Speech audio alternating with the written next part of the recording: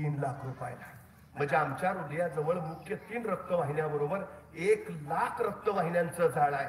जर एका रक्तवाहिनीची किंमत 3 लाख तर 1 लाख रक्तवाहिन्याची किंमत किती झाली. 2 डोळे दिलेत आम्हाला. एखादा डोळा बाद होतो, आता नवा डोळा बसवता येतो. एका नव्या डोळ्याची किंमत आहे 20 लाख. म्हणजे 2 डोळ्याची किंमत झाली 40 लाख. 2 किडन्या दिल्यात आम्हाला. एखादी किडनी बाद होते, माणसं नको ते अपेपान करतात, किडन्या बाद होतात, माणसं डायलिसिस वर जातात. डॉक्टर सांगतात जगायचं असेल तर किडनी बदलून घ्या. आता किडनी बदलून मिळते. एका नव्या किडनीची किंमत आहे 40 लाख. 2 किडन्याची किंमत झाली 80 लाख. म्हणजे आमची एक रक्तवाहिनी 3 लाखाची, डोळे 40 लाखाचे, किडन्या 80 लाखाच्या. असा जर शरीराच्या अवयवाचा हिशोब केला तर शरीराची किंमत जाते कोट्यावधी अब्जावधी रुपयांच्या पुढं. अरे त्या परमेश्वरनं जन्माला घालताना ही शरीर नावाची अब्जावधी रुपयांची इस्टेट देऊन पाठवलं. ही इस्टेट जपाना कुठल्या प्रॉपर्टीच्या मागे लागतो आपण? सांगा ना पोरण आमच्या. सगळ्यात मोठी अडचण आहे हो, सगळ्यात मोठी. पण आपल्या पोराला हे सांगण्यासाठी पोरग तुमच्या जवळ किती वेळ असतो? पोरांनी थोर व्हावं यासाठी थोरांनी अल्पकाळ पोर व्हावं लागतं. आम्ही आपल्या पोराजवळ पोर म्हणून कधी बसलोय का? त्याला समजून घेतलंय का? सगळ्यात मोठी अडचण आहे आमची. आता तर काळ इतका बदललाय. घराचं दार लावलं, रात्री 1:30 वाजता पोरग घरी येतं. दाराची बेल वाजवतं, काय ना मग हातातनच मोबाईल वरनं घरातल्या मोबाईल वर रिंग करतं. आई दार उघड, मी आलोय. ती पण बिचारी न बोलता दार उघडते, ही आत येऊन झोपतं. संवादच नाही. संवाद हरवलाय सगळा आमचा. आम्ही बोलतच नाही आता. घराघरातली अवस्था तर अशी आहे, बाप पण पोरगा महिनोन महिने बोलत नाहीत.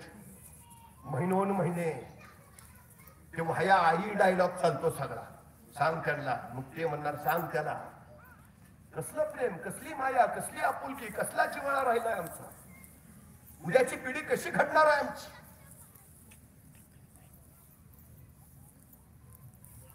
आमची सगळ्यात मोठी अडचण आहे.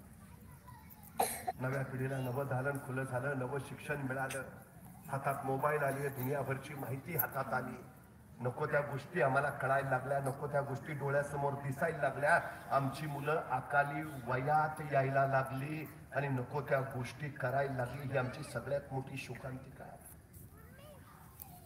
सगळ्यात. परवा एका कॉलेजच्या कार्यक्रमाला मी गेलो. म्हटलं काहीतरी चांगलं ऐकायला मिळेल तर. निवांत पोर आहेत, काहीतरी राष्ट्रभक्तीचं देशभक्तीचं असं काहीतरी ऐकवत्याल. तर एक पोरग उभा राहिलं, त्यानं कविता चालू केली. म्हटला किती मारू मी फेऱ्या, किती मारू मी हाका ग, या जगात नाही माझी दुसरी आता कुठेही शाखा ग. मला सुचायचंच बंद झालं. म्हणजे किती मारू मी फेऱ्या, किती मारू मी हाका ग, या जगात नाही माझी दुसरी आता कुठेही शाखा ग. म्हणजे तिला सांगताय तुला माझ्याकडेच यावं लागेल, मुख्य शाखा इथंच आहे. म्हटलं प्रकरण एवढ्यावर संपेल. तर त्याच्या कवितेला उत्तर द्यायला एक कवयित्री उठून उभा राहिली आणि तिनं तिची कविता चालू केली. कशाचा मारतो फुकाच्या असल्या लंब्या चवड्या भातारे, तुझ्यासारखे कित्येक झुलवले असेच येता जाता रे. कुठल्या दिशेला निघालो, नेमकं काय झालं? तळहाताच्या फोडासारखे आई बाप आपल्या लेकरांना कमावतात, वाढवतात, रुजवतात, फुलवतात, मोठं करतात. आपले आई वडील आपल्या पोरांबाळाबद्दल वाईट कसा विचार करतील? कुठला? माझ्या पोरीचं वाईट व्हावं असं कुठल्या बापाच्या उरात येईल? माझी पोरगी चांगल्या घरात पडू नये असं कुठल्या आईला वाटेल? मग आई बाप आपल्याबद्दल जो विचार करतील तो चांगलाच करतील ना. कुठलं फॅट निघालंय? प्रेम प्रेम प्रेम.